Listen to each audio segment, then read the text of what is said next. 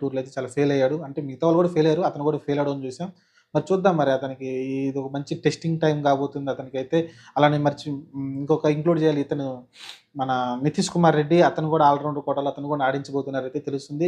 Team lineup అయితే ఇలా ఉండబోతుంది మీకు 'కేఎల్ రాహుల్' అలానే 'జైస్వాల్' అలానే 'విరాట్ కోహ్లీ' అలానే 'రిషబ్ పంత్' ఆ తర్వాత 'సర్ఫరాజ్ ఖాన్' అలానే 'నితీష్ కుమార్ రెడ్డి' అలానే 'జడేజా', 'వాషింగ్టన్ సుందర్' ఆ తర్వాత ముగ్గురు పేసర్‌లయితే ఉండబోతున్నారైతే తెలుస్తుంది. ఒకవేళ 'వాషింగ్టన్ సుందర్' కాదనుకుంటే సీనియర్ స్పిన్నర్‌కెళ్ళాలనుకుంటే మీరైతే 'అశ్విన్‌కెళ్తారనుకుంటా నేనైతే.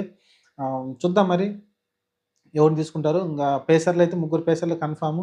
నాలుగో పేసర్‌గా 'నితీష్ కుమార్ రెడ్డిని' అయితే తీసుకునే అవకాశం అయితే కనిపిస్తుంది. చూద్దాం మరి 'నితీష్ కుమార్ రెడ్డికి' ఒక మంచి టెస్టింగ్ టైమ్ మరి. ఇక్కడ మనకు సక్సెస్ అయితే మనకు ఒక బ్రిలియంట్ ఆల్ రౌండర్ అయితే మనకైతే దొరుకుతాడు. చూద్దాం మరి రంజీ మ్యాచ్‌లో వాటన్నిటిలో మంచిగానే ఆడినట్టయితే తెలుస్తుంది. మరి ఈ మ్యాచ్‌లో ఎంతవరకు అతని ప్రదర్శన ఉంటుందో, ఎంతవరకు సక్సెస్ అవుతాడో చూద్దాం. మన తెలుగు కుర్రాడు అతను.